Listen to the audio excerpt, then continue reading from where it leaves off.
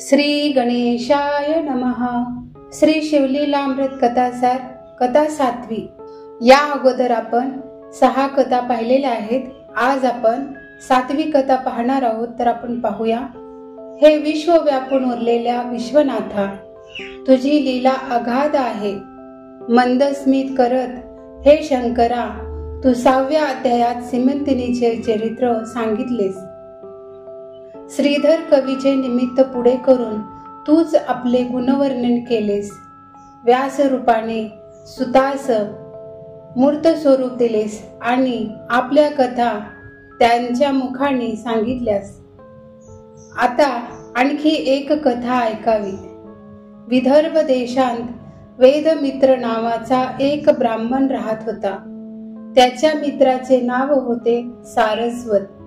दोघेही वेदशास्त्रात निपुण होते. बुद्धीने तेजस्वी होते. वेदमित्राच्या पुत्राचे नाव होते सुमेधा आणि सारस्वताच्या पुत्राचे नाव होते सोमवंत. या दोन्ही मुलांचीही दाट मैत्री होती. दोघेही बरोबरच विद्याभ्यास करत होते. 16 वर्षे गेली. सुमेधा आणि सोमवंताची विद्या पूर्ण झाली होती. दोघांनी दशग्रंथाचा अभ्यास केला होता. पुराणे मुखोद्गत केली होती. संहिता, पदक्रम, अरण, ब्राह्मण, छंद, निघंट, ज्योतिष, कल्प, व्याकरण वगैरे सर्व विषयांत प्रावीण्य मिळवले होते. एके दिवशी वेदमित्र आणि सारस्वत यांनी आपल्या मुलांना सांगितले, मुलांनो, तुमचा विद्या अभ्यास पूर्ण झाला आहे. आता तुम्ही आपल्या राजाला जाऊन भेटा. आपल्या विद्येच्या जोरावर खूप संपत्ती मिळवा. मग सुयोग्य वधू पाहून तुमचा विवाह करू. वडिलांची आज्ञा प्रमाण मानून सुमेधा आणि सोमवंत राजाला भेटले. आपले विद्या भांडार राजापुढे मोकळे केले. राजा खुश झाला. त्या दोघांकडे बघत राजा म्हणाला, मुलांनो, मी तुम्हाला सांगतो ती गोष्ट ऐकाल तर मी तुम्हाला खूप द्रव्य देईन. राजन आज्ञा करावी, दोघे मित्र म्हणाले. तेव्हा राजा म्हणाला, नैषद्य नगरीला राजा चित्रांगद राज्य करत आहे. त्याच्या पत्नीची सीमंतिनीची कीर्ती सर्व जगात पसरली आहे. ती शंकराचे व्रत म्हणून नेहमी दाम्पत्याची पूजा करत असते. तुमच्यापैकी एकाने स्त्रीवेश घ्यावा आणि नैषद्य नगरीला दाम्पत्य म्हणून जावे. सीमंतिनी तुमची पूजा करून तुम्हाला खूप द्रव्य देईल. तेथून तुम्ही पुन्हा माझ्याकडे यावे. मी तुम्ही मागाल तेवढे द्रव्य देईन. माता, पिता, गुरु आणि राजा यांची आज्ञा मोडू नये असे शास्त्रात सांगितले आहे. राजाचे भाषण ऐकून दोघे कुमार म्हणाले, छे छे राजन, आपण आम्हाला अशी निंद्य गोष्ट करायला सांगू नका. पुरुषाने स्त्रीचा वेश धारण केला आहे असे लक्षात येताच सचैल स्नान करावे असे शास्त्रात सांगितले आहे. हे दृश्य पाहणाऱ्याचा अधपात होतोच, पण जो हा वेश घेतो ती जन्मोजन्मी स्त्री म्हणूनच जन्माला येतो. म्हणून हे अनुचित कर्म करायला आम्हाला लावू नका. आमच्या विद्येवर आम्ही वाटेल तेवढे धन मिळवू असा आम्हाला विश्वास आहे. विद्येची कामधेनू सोडून आम्ही असे निंदे कर्म कधीही करणार नाही. माता पित्याहून ही विद्या श्रेष्ठ आहे. संकटात, प्रवासात ती मदत करते. विद्येमुळे राजलोकही विद्यावंतापुढे नम्र होतात. ज्याला विद्या नाही तो पुरुष म्हणजे कोरडा पाषाण आहे. जिवंत असून मेलेला आहे. त्याने जन्म घेऊन आईला उगाच त्रास दिला आहे. त्याचे तोंडही पाहू नये असे शास्त्रात सांगितले आहे. हट्टापुढे त्यांचे काहीही चालले नाही. मग राजाने वस्त्रे आणि अलंकार मागवले आणि सारस्वत पुत्र सोमवंताला स्त्रीवेश दिला. राजा आज्ञेप्रमाणे हे दाम्पत्य सोमवारी संध्याकाळी सीमंतिनीच्या पूजेच्या वेळेला नैषद्य नगरीला आले. रंभा उर्वशीपेक्षा सुंदर असणाऱ्या सीमंतिनीने सर्व स्त्रियांत श्रेष्ठ अशी कीर्ती मिरवली होती. रेणुका, जानकी किंवा कृष्ण भगिनी द्रौपदी सारखी ती महान पतिव्रता होती. हे दाम्पत्य समोर येऊन उभे राहिले. त्याबरोबर सिमंतीने मनात हसली. तिला अंतर्ज्ञानाने कळले की हे दोघे पुरुषच आहेत म्हणून. पण तिने शंकराची मनोभावे प्रार्थना केली आणि शंकर पार्वती म्हणून दोघांची पूजा केली. त्यांना उत्तम भोजन दिले, वस्त्रे आणि अलंकारही दिले. शेवटी नम्रपणे नमस्कार करून निरोप दिला. हे दाम्पत्य आता आपल्या घराकडे निघाले होते. पती पुढे चालला होता आणि पत्नी मागे चालत होती. पत्नी नाना प्रकारचे कामुक हावभाव करून पतीला जवळ बोलावत होती. जाता जाता दाट रान लागले तेव्हा सुमेधाचा हात स्त्री रूप घेतलेल्या सोमवंताने धरला आणि व्याकुळ स्वरात विनवले, पती देवा, या दाट रानात आपल्याला हवा तसा एकांत आहे. कामज्वराने मी त्रस्त झाले आहे. मला जवळ घ्या, माझी इच्छा पूर्ण करा. मी तुम्हाला खरोखर विनवते आहे. मी स्त्री झाले आहे. जरा जवळ येऊन निरखून बघा. तेव्हा सुमेध थोड्या रागाने म्हणाला, सोमवंता, आता चेष्टा पुरे झाली. ही स्त्रीची वस्त्रे सोडून टाक आणि माझा मित्र म्हणून माझ्या बरोबर चल. हे शब्द ऐकताच स्त्री रूपी सोमवंत मूर्छित होऊन पडला. सुमेध मागे आला आणि म्हणाला, अरे तू आणि मी गुरुबंधू आहोत, ब्रह्मचारी आहोत. आज असली चेष्टा तुला का सुचते आहे?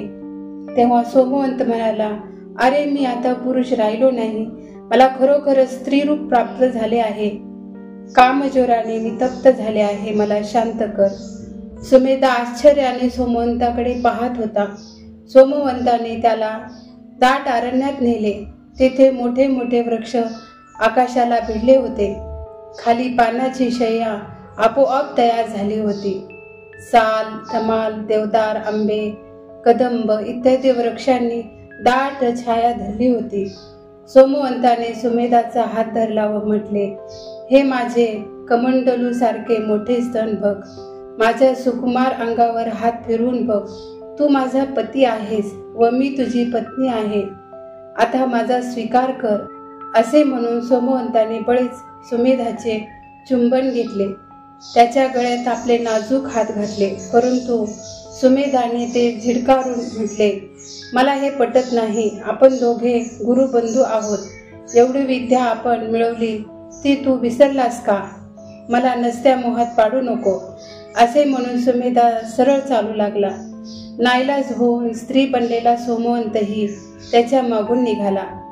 सुंदर सद्गुणी तरुणी एकांतात स्वतः पुढाकार घेऊन कौमार्य अर्पण करायला तयार असतानाही ज्याची मनोवृत्ती स्थिर राहते, जो त्या मोहात सापडत नाही, तो माणूस नव्हे, प्रत्यक्ष शंकरच आहे असे समजावे. त्याच्यापाशी सर्व तीर्थस्थाने येऊन वास करतात. सभोवताली कुणीही नसताना एखाद्याला भरलेला धनाचा हंडा समोर दिसला आणि त्याने त्याला स्पर्शही केला नाही, तर तो माणूस म्हणजे शंकरच आहे असे समजावे.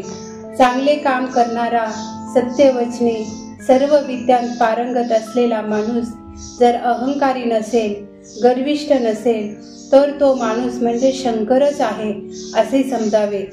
आपल्याला पाहताच वर्मावर घाव पडेल असे बोलणाऱ्या निंदकाचे शब्द विसरून जाऊन ज्याला आनंदच होतो, दुसऱ्याचे वाईट गुण, वाईट कर्मे माहीत असूनही जो त्याचा उच्चार कुणापाशीही करत नाही, ज्याला सर्व चराचर गुरुरूपच आहे असे वाटते, तो आपले सत्कर्म, तप किंवा दान कुणाला सांगत बसत नाही, तो माणूस म्हणजे शंकरच आहे असे समजावे. जो मूर्ख आणि गुणी व्यक्तीला सारखेच मानतो, कोणत्याही उपायाने आपली कीर्ती वाढवावी असे ज्याच्या मनात येत नाही, आपल्या विद्वत्तेचा जो डांगोरा पिटत नाही, शिष्य समुदाय उगाच जमा करीत नाही, ज्याला एकांत आवडतो, तो माणूस म्हणजे शंकरच आहे असे समजावे. काम, क्रोध, लोभापासून जो मुक्त झाला आहे, ज्याची शंकराची चरणी भक्ती जडली आहे, धन आणि माती ज्याला एकाच योग्यतेची वाटते आहे, असा पुरुष म्हणजे प्रत्यक्ष शंकरच आहे असे समजावे. कवी श्रीधर म्हणतात, अशा या ब्रह्मानंदात मग्न होणाऱ्या पुरुषाचे पायांतील खडावा होऊन राहावे असे वाटते. सुमेध हा असाच उत्तम पुरुष होता. तो सोमवंताला म्हणाला, आपण आता आपल्या गावी जाऊ आणि मग सर्व गोष्टींचा विचार करू. नंतर दोघे जण घरी आले. सुमेधाने आपल्या पित्याला घडलेला सारा वृत्तांत सांगितला. सोमवंताचा पिता सारस्वत शोकाने व्याकुळ झाला. त्याचा एकुलता एक पुत्र स्त्री झाला होता. त्याचा निर्वंश झाला होता.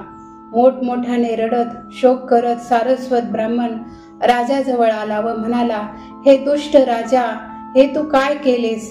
माझी म्हाताऱ्याची काठी, माझा एकुलता एक पुत्र, वेदशास्त्र संपन्न असणारा सुचिरभूत ब्राह्मण, त्याला तू स्त्री बनवलंस, माझं निर्वंश केलास. तुला म्हणू तरी काय? राजा विदर्भ खाली मान घालून म्हणाला, माझी चूक झाली. आम्ही त्यांना सोंग घ्यायला सांगितले, पण ते सोंग खरे ठरले. शिवाची माया अद्भुत आहे. राजाने लगेच मोठमोठ्या ऋषींना आमंत्रण दिले, ब्राह्मण बोलावले व नम्र विनंती केली, केवढाही खर्च करा, पण मोठा यज्ञ करून सोमवंताला त्याचे पुरुषत्व परत प्राप्त करून द्या, तरच माझ्या मनाला शांती मिळेल.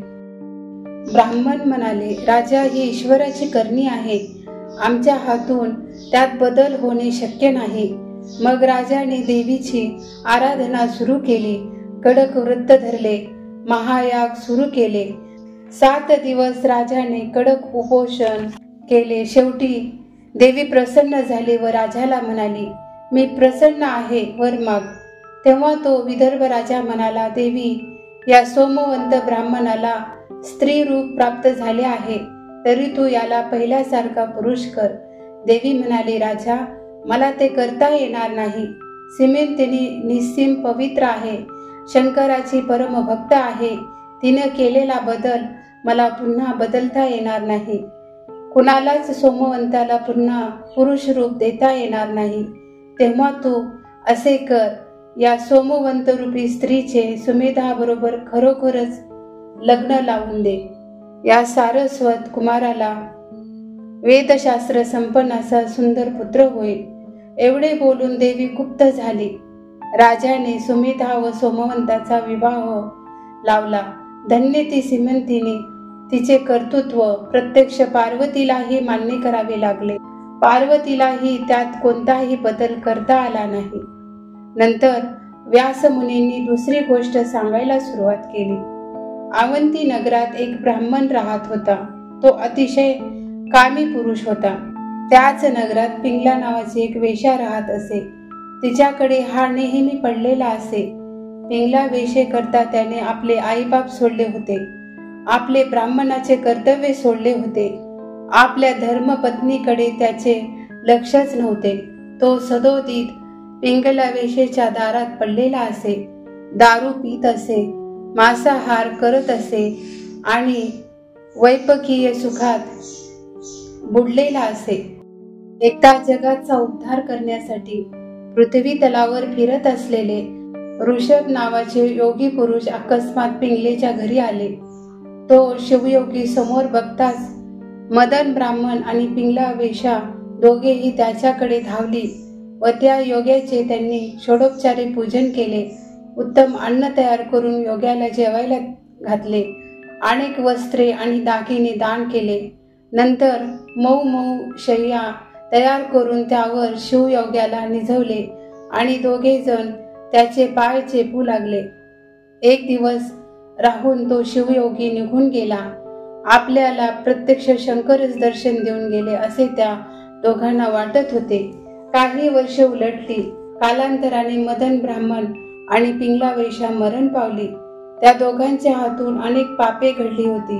तरीही शिवयोग्याचे पूजन केल्याचे पुण्य त्यांच्या जवळ होते. त्यामुळे त्यांना मनुष्य जन्म मिळाला. दाशार्य देशात राजा वज्रभाऊ राज्य करत होता. त्याच्या पट्टराणीचे नाव होते सुमती. मदन ब्राह्मणाने सुमतीच्या पोटी जन्म घेतला आणि पिंगला वेशेने कीर्तिमालिनी या नावाने सिमंतिनीच्या पोटी जन्म घेतला. मदन ब्राह्मण गर्भात असतानाच त्याच्या सावत्र आया त्याचा द्वेष करू लागल्या होत्या, कारण त्यांना अजून मूल झाले नव्हते.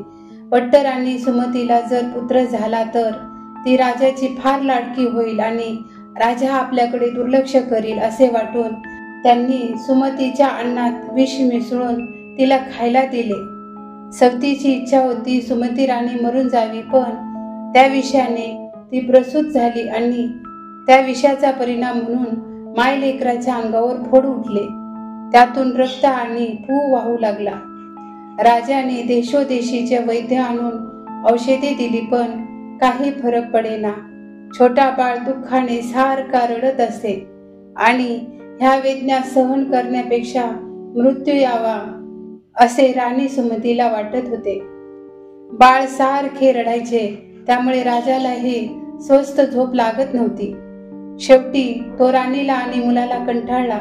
दोघांना एका रथात बसून त्याने घोर अरण्यात गेले आणि तेथे त्यांना सोडून दिले. रथ परत आला. रानात मनुष्य वस्ती नव्हती. वाघ सिंह हिंडत होते.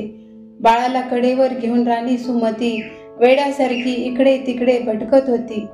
पायात काटे बोचत होते. कितीही आक्रोश केला तरी ऐकायला कोणी नव्हतेच. पाणीही मिळत नव्हते. त्यात अंगाच्या जखमा ठणकू लागल्या होत्या. देवाला शरण जाऊन सुमती राणी म्हणाली, हे कैलासपती, हे जगताला वंद्य असणाऱ्या शंकरा, भक्तजनांचा कैवार घेणाऱ्या शिवा, तुझी कीर्ती त्रैलोक्य गात असते. तू विश्व व्यापून उरलेला आहेस. तू म्हणजे गुणांचा सागर आहेस. जगाचा गुरु आहेस. ही सर्व माया सांभाळणारा तूच आहेस. मग माझा टाहो तुझ्या कानावर जात नाही का? हे सदाशिवा, माझी तुला दया येत नाही का? मी काय करू? ह्या वाघ सिंहानी मारलेल्या आरोळ्या ऐकून माझी छाती भीतीने धडधडते आहे. मी कुठे जाऊ? सांग तरी देवा. असा सुमतीचा आक्रोश ऐकून पशु पक्षी रडू लागले. ती मूर्छा येऊन जमिनीवर पडली की वृक्ष पक्षी तिच्यावर छाया धरत. पक्षी आपल्या चोंचीने पाणी आणून बाळाला पाजत, त्यांच्या अंगावर शिंपडत. काही पक्षी गोड फळांचा रस आणून बाळाच्या तोंडात घालत. वनगाई आपल्या शेपटीने त्याला वारा घालत रात्री त्यांचे रक्षण करत. या सर्वांच्या सहवासात राणी व बाळ राहत होते. एक दिवस बैलावर माल टाकून व्यापारासाठी निघालेला एक वाणी तिला दिसला. त्याच्या सोबतीने ती वैश्यनगरीला आली. तेथे वैश्य राजा राज्य करत होता. त्याचे नाव होते पद्माकर. त्याने सुमतीला आपल्याकडे बोलावले आणि तिची हकीकत विचारली. सुमती राणीने प्रथमपासून सर्व हकीकत राजाला सांगितली. ती ऐकून राजाला सुद्धा फार वाईट वाटले. त्याच्या डोळ्यांतून टपाटपा अश्रू पडू लागले. कर्माची गती गहन आहे, तो स्वतःशीच म्हणाला.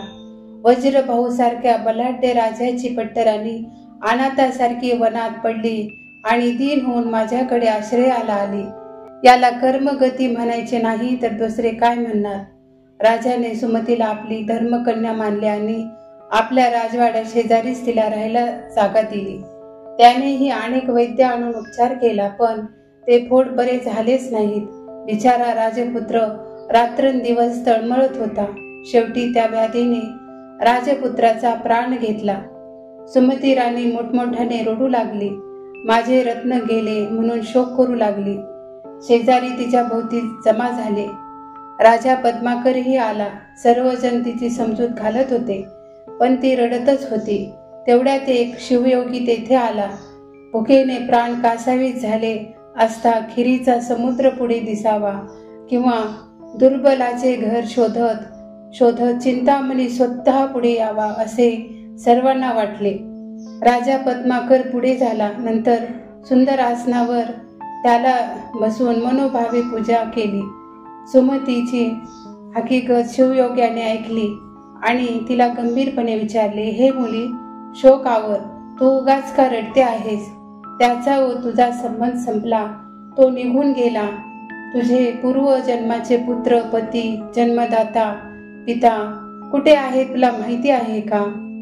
84 लक्ष योनी फिरत फिरत तू येथे आली आहेस. त्या जन्मातले तुझे सखे सोयरे आप्त आता कुठे आहेत?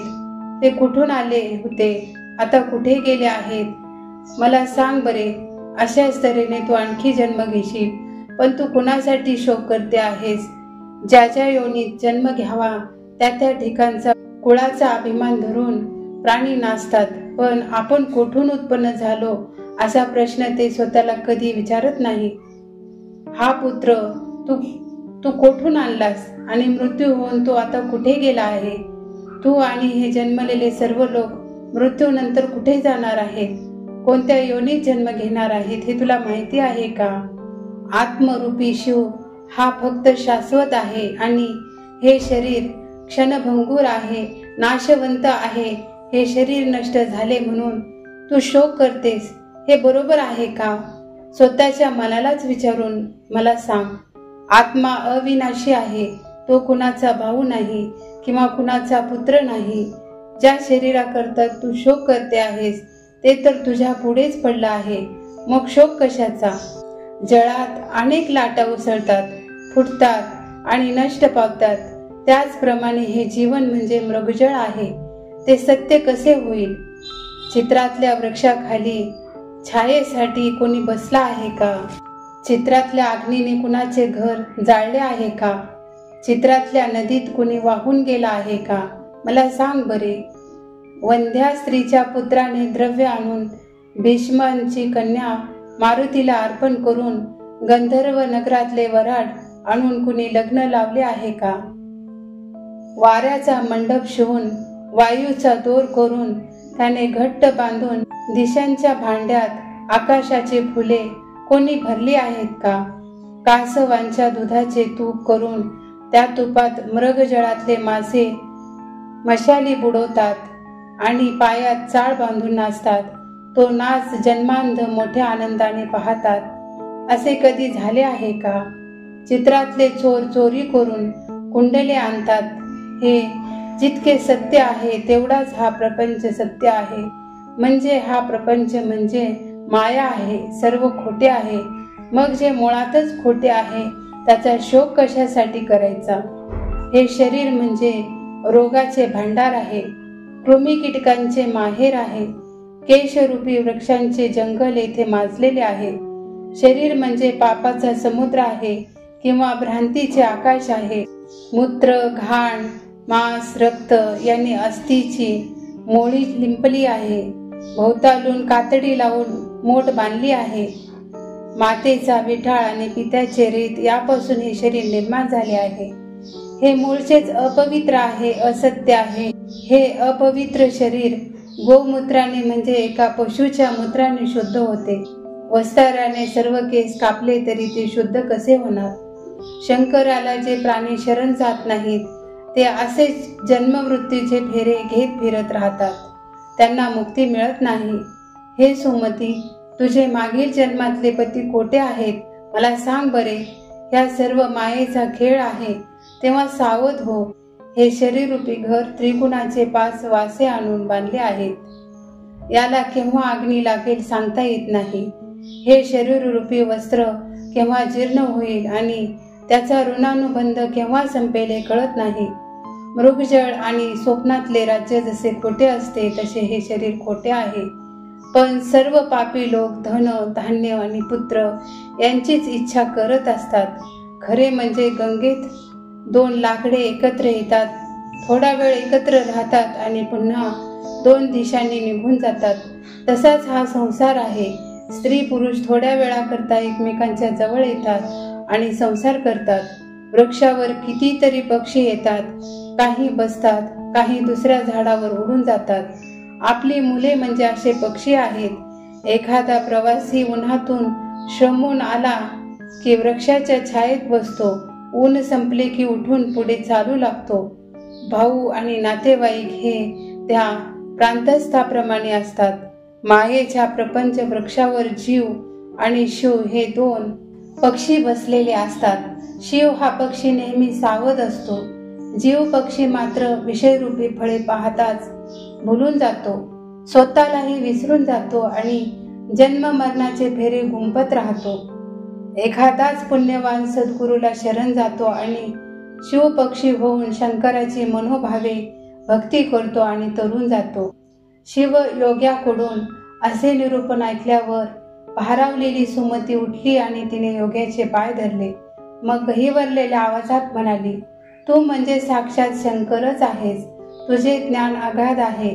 भक्ताच्या रक्षणाकरता प्रत्यक्ष शिवच येथे आला आहे असे मला वाटते. आता तुला योग्य वाटेल ते कर. योग्याने सुमतीला मृत्युंजय मंत्र सांगितला. नंतर हातात भस्म घेऊन त्यावर मंत्र घातला आणि ते भस्म सुमतीला सर्व अंगावर लावायला सांगितले. सुमतीने तसे करताच ती रंभा उर्वशी त्या अप्सराहून सुंदर दिसू लागली. मग मृत्युंजय मंत्राने भस्म पवित्र करून ते बाळाच्या सर्वांगाला लावले. त्याबरोबर बाळ जिवंत झाले आणि तोही 32 लक्षणांनी युक्त असा सुंदर बनला. मग योग्याने सुमतीला शंकराचे ध्यान आणि उपासना करायला सांगितले. परीस लागल्याबरोबर लोखंडाचे सोने होते त्याप्रमाणे शिवयोग्याच्या कृपेने सुमती आणि तिचा बाळ दोघेही निरोगी आणि सुंदर बनले. राजा पद्माकरही आश्चर्यचकित झाला. गुरु मंत्राची महती सर्वांना कळली. गुरुच आपल्याला मृत्यू आणि भय यांच्यापासून संरक्षण देऊ शकतो हेही समजले होते. जे गुरुचरणावर श्रद्धा ठेवतात त्यांना धनधान्याला कधीही कमी पडत नाही. त्यांच्यावर संकटे येत नाहीत. आपल्या बाळाला सुमतीने शिवयोग्याचे पायावर घातले आणि हात जोडून ती म्हणाली, गुरु महाराज, माझ्या कातड्याचे जोडे करून तुमच्या पायात घातले तरीही तुमचे उपकार फिटणार नाहीत. आपली आमच्यावर सदोदित कृपा असावी. तथास्तु सुमती, तुझ्या पुत्राला उत्तम आरोग्य दीर्घ आयुष्य लाभेल. तो पृथ्वीचे राज्य करेल. त्याची कीर्ती त्रिभुवनात पसरेल आणि शेवटी त्याला शिवपदाची प्राप्ती होईल. याचे नाव मी भद्रायू म्हणून ठेवतो आहे. मृत्युंजय मंत्राचा जप मात्र निष्ठा देऊन सदोदित करत राहा. इतके बोलून शिवयोगी येथेच गुप्त झाला. सुमती गुरुच्या चरणावर लीन झाली होती. पद्माकर राजालाही फार आनंद झाला होता. आपल्या सुनय पुत्रापेक्षाही भद्रायूवर तो जास्त प्रेम करत होता. त्याचे लाड करत होता. 8व्या वर्षी राजा पद्माकराने सुनय आणि भद्रायू यांचे मौजी बंधन केले. दोघांना सारखे अलंकार केले आणि दोघांना सारखेच शिक्षण दिले. भद्रायू 12 वर्षाचा झाला. तो अतिशय सुशील होता. आईची सेवा करण्यासाठी नेहमी तत्पर राहत होता. एके दिवशी अकस्मात मागचाच शिवयोगी पुन्हा सुमतीच्या घरी आला. सुमती आणि भद्रायू धावतच त्याच्या पुढे गेले. आनंदाश्रूंनी त्यांचे चरण धुतले.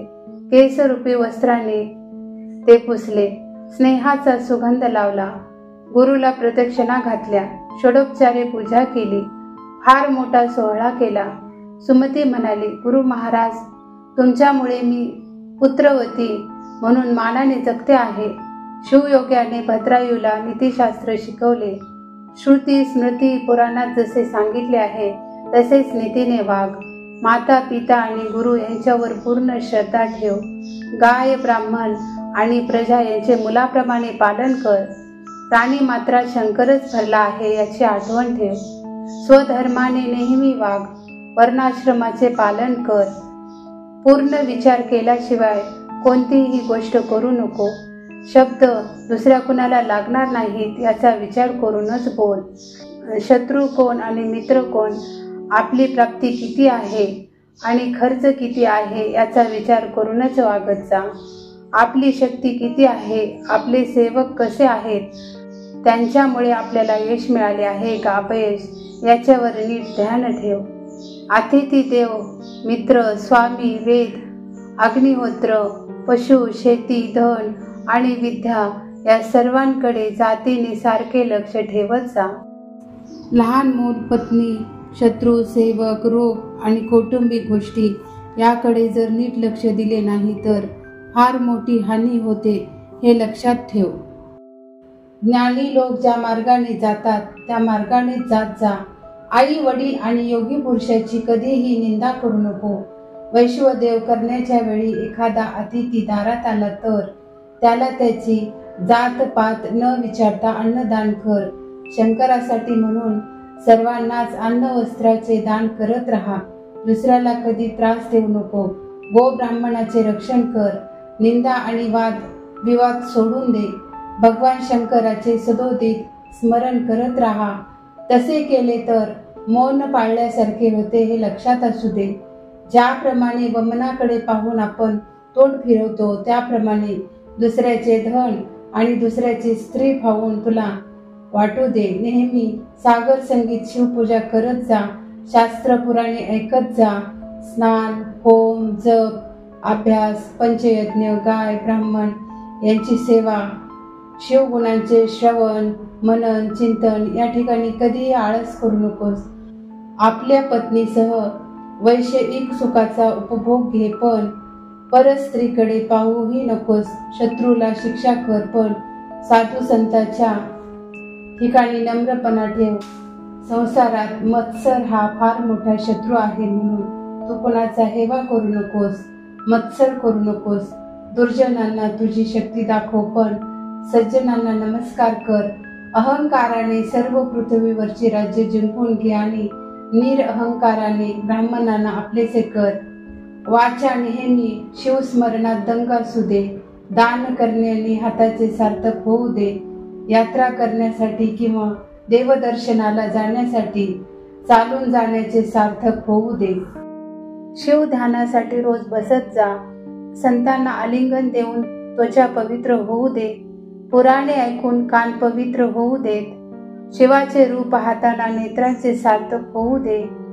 शिवनिर्माल्याचा नाकाने वास घेत जा आणि अशा रीतीने सर्व इंद्रिये शिवभजनी लाव. कोणी दीन, अज्ञानी, अनाथ असा आढळला तर त्याच्यावर कृपा कर. ईश्वरावर प्रेम ठेव. संतांशी मैत्री ठेव. जे देवांना मानत नाहीत त्यांची उपेक्षा कर. नियमित आहार आणि नियमित झोप घेत जा. शिकार करताना सुद्धा नीतीचे पालन कर. विद्या, मैत्री, पुण्य, स्मृती, उत्साह, धैर्य, दान हे सर्व वाढते असू दे. आपली संपत्ती, आयुष्य, ग्रहकलह, संभोग, औषध, सत्कर्म, मंत्र, दान, मान, अपमान ही सर्व नेहमी मनात ठेवत जा. दुष्ट, नास्तिक, धूर्त, चोर, जार, कर्म करणारे, चंचल मनोवृत्तीचे, कपटी असे लोक दरबारात ठेवू नकोस. निंदा करणारे, शिवभक्तांना त्रास देणारे, दारू पिणारे, गुरुला छळणारे, कृतघ्न, धर्माला न मानणारे असे जे असतील त्यांचे दर्शनही घेऊ नकोस. पत्नी, पैसा आणि पुत्र यांच्यात आसक्तीने गुंतू नकोस. संसार करूनही कमलपत्राप्रमाणे अलिप्त राहा. बंधू, नातेवाईक, सासरे आणि स्वतःची माणसे यांच्याबद्दल साधारण प्रेम ठेवीत जा. वाटेल त्या विषयाची आसक्ती ठेवू नकोस. रुद्राक्ष अंगावर घालत जा. त्यांच्या माळा करून डोक्यावर, गळ्यात, दंडात, हातात बांधत जा.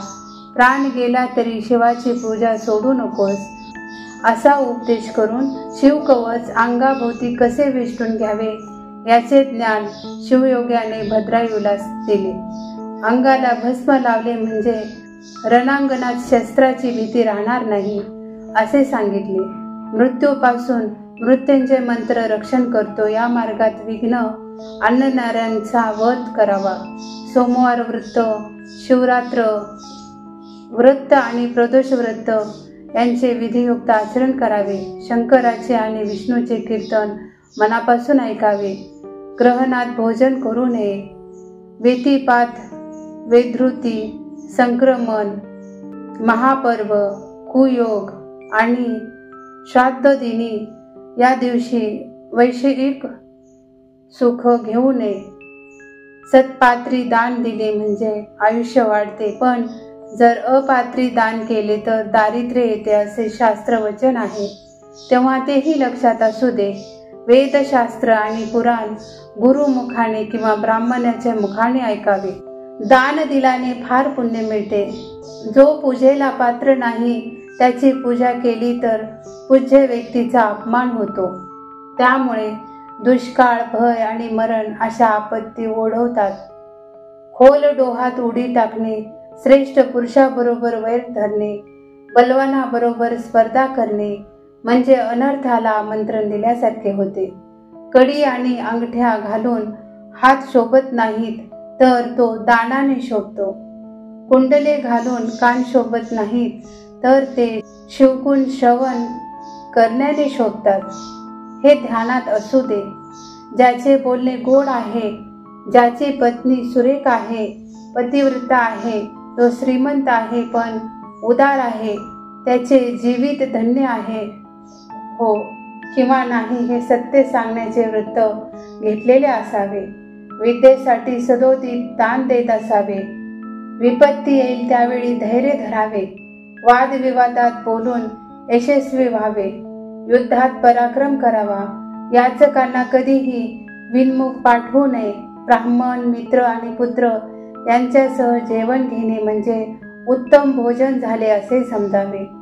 हत्ती घोड्यांच्या लवाजमासह रस्त्यावर जात जावे. ज्या लिंगाची पूजा होत नसेल तेथे स्वतः जाऊन पूजा करावी. अनाथ माणसाच्या प्रेताचा दहन विधी करण्यापेक्षा मोठे पुण्य नाही हे लक्षात ठेवावे. ब्राह्मणांचा द्वेष करण्यासारखे दुसरे पाप नाही. संतांचा सहवास नेहमी लुटावा. उगाच संतापू नये. दुसऱ्याच्या सुखाने हर्षभरित व्हावे. चांगल्या गोष्टी ऐकण्यात सौख्य मानावे. असे जो वागतो तो शंकराचा खरा भक्त असतो. ही चकाकणारी रत्ने फुकट आहेत. या पृथ्वीवर 4 रत्ने श्रेष्ठ आहेत. अन्न, पाणी, चांगली भाषा आणि औदार्य ही ती 4 रत्ने आहेत. कुणाचे उणे काढू नये. श्रेष्ठाचे आशीर्वाद घ्यावेत. मागील जन्मीच्या पापपुण्याप्रमाणे भाग्य किंवा दुर्भाग्य येत असते म्हणून स्वधर्म कधीही सोडू नये. पूर्वी शत्रू असणारा मित्र झाला तरी त्यावर विश्वास टाकू नये. आई ज्याप्रमाणे गर्भाला जपते त्याप्रमाणे प्रजेचे पालन करावे. गुरु आणि सदाशिव एकच आहेत असे समजावे. संपत्तीचा आणि विद्येचा गर्व करू नये. माणसाची शोभा म्हणजे त्याचे स्वरूप असते. स्वरूपाचे अलंकार सद्गुण असतात. गुणांचे अलंकार म्हणजे ज्ञान असते. ज्ञानाचे भूषण म्हणजे क्षमा आणि शांती असते. हे ध्यानात ठेव. कुल, शील, विद्या, पैसा, राज्य, तप आणि तारुण्य ह्या 8 गोष्टींनी अहंकार येऊ देऊ नको. अशा प्रकारे शिवयोग्याने भद्रायूला उत्तम उपदेश केला. अशा तऱ्हेने या जगात जो वागेल त्याला सर्व सुखे प्राप्त होतील. या अध्यायात प्रत्यक्ष कैलासनाथ वास्तव्य करत आहेत. या अध्यायाचे पारायण करणे म्हणजे शंकराला प्रदक्षिणा घालणे होय. जो अशी पारायणे करेल त्याला यशस्वी लाभेल. ही कथा म्हणजे हिमालय पर्वत आहे. भक्ती ही त्याची कन्या पार्वती आहे. ह्या पार्वतीचे पाणी ग्रहण करून शंकर श्वशुरग्रहीच राहिला आहे. पुढील कथेत भद्रायूवर शिवयोगी कृपा करेल. जय जय रघुवीर समर्थ.